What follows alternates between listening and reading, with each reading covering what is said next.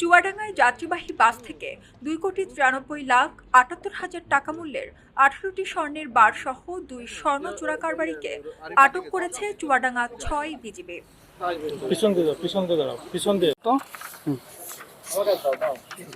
28 ফেব্রুয়ারি বিকেলে চুয়াডাঙ্গা 6 বিজিবি ব্যাটালিয়নের পরিচালক lieutenant colonel Nazmul Hasan press ব্রিফিংয়ের মাধ্যমে বিষয়টি নিশ্চিত করেছেন।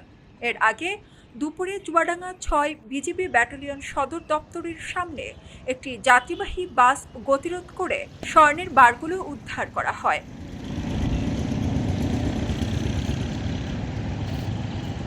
আটককৃতরা হলেন চুয়াডাঙ্গা দামুরহুদার পীরপুর কুল্লা গ্রামের মৃত খোদা বক্সের ছেলে রফিকুল ইসলাম ও কুমিল্লার দেবিদার হোসেনপুর গ্রামের মুসলিম উদ্দিনের ছেলে লিটন খান।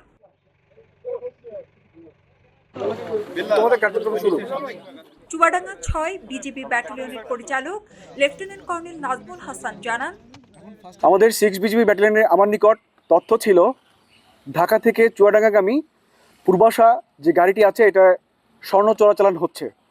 এই সুনির্দিষ্ট গোপন তথ্যের ভিত্তিতে আমরা অভিযান পরিচালনা করি এবং 2 জনকে আমরা আটক করতে সমর্থ হই।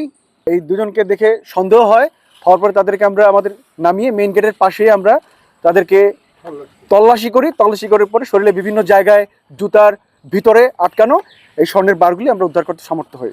এই স্বর্ণের 18টি বারের আনুমানিক বাজার মূল্য 2,93,78,213 টাকা। এরা প্রাথমিক জিজ্ঞাসাবাদে যেটা জানিয়েছে এই স্বর্ণগুলো প্রধানত তারা ভারতে পাচারের উদ্দেশ্যে বহন করে এনেছিল। তিনি আরও জানান, উদ্ধারকৃত বারগুলি চুয়াডাঙ্গা ট্রেজারি অফিসে জমা করা ও সদর থানায় মামলা দায়ের করার কার্যক্রম প্রক্রিয়াধীন রয়েছে।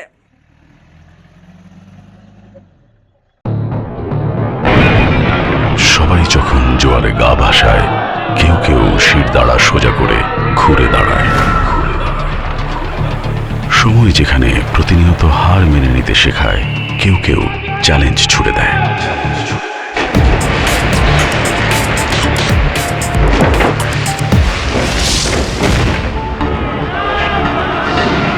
পক্ষপাতের ভিড়ে আজ থেকে কোনো পক্ষ নয়, খবর হবে নিরপেক্ষ।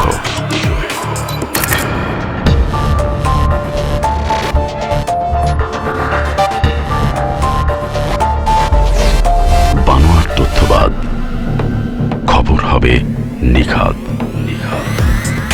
ভেঙে গুজবের শিক, খবর হবে নির্ভীক।